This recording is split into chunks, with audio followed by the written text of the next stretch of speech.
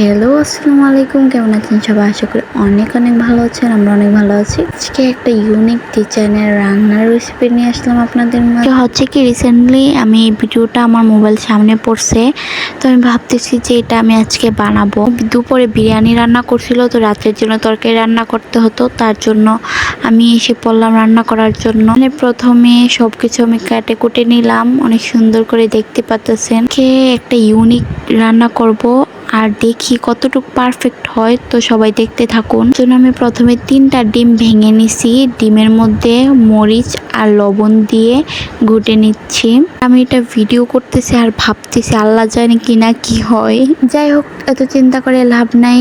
আমি সসপ্যানে তেল ব্রাশ করে দিছি। আর এইভাবে না আমরা কেক বানাতাম আগে, তারপর পুডিং বানাতাম। যাই হোক, আজকে আমি তরকারি রান্না করব। আমি সসপ্যানে ফাঁপে ডিমগুলো দিয়ে দিছি, কতক্ষণ পরে ডিমগুলো উঠিয়ে নেব। কিন্তু ফাঁপে ডিমগুলো হয়ে গেছে।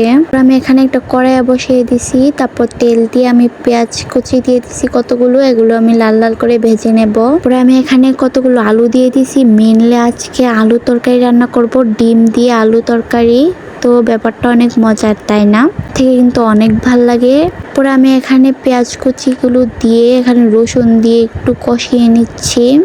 আর রসুন দিয়ে আমি ভালো করে কষিয়ে নিই সবসময়, কারণ এটা একটা আলাদা এক্সট্রা কাঁচা গন্ধ হয়। তারপরে আমি এখানে স্বাদ মতো লবণ দিয়ে দিছি, তারপর মরিচ গুঁড়ো দিয়ে দিছি, যাবতীয় সব মশলা কিন্তু আমি এখানে দিয়ে দিছি। পরে আমি এখানে একটু পানি দিয়ে ভালো করে মশলাটা কষিয়ে নিয়েছি। টমেটো গুলো ছিল এগুলো আমি দিয়ে দিছি, তারপর দিয়ে দিছি আলুগুলো।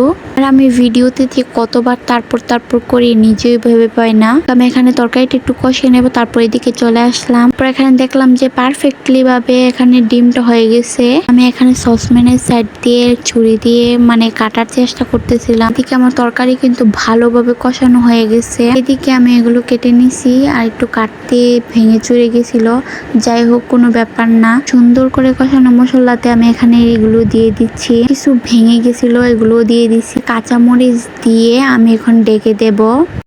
A few moments later. আসলে কি, এই তরকারিটার মূল উদ্দেশ্য এটাই। মাশাআল্লাহ, দেখতে পাচ্ছেন খুবই সুন্দর, তাই না? যাক, মাশাআল্লাহ পারফেক্টলি হয়েছে।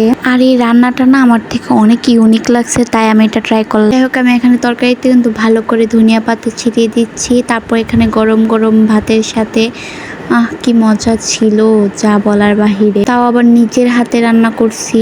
মাশাআল্লাহ। ভিডিওটা কেমন হয়েছে অবশ্যই বলবেন কমেন্টে। তো সবাই আমাকে লাইক কমেন্ট করবেন। তো ভালো থাকবেন সবাই। আল্লাহ হাফেজ।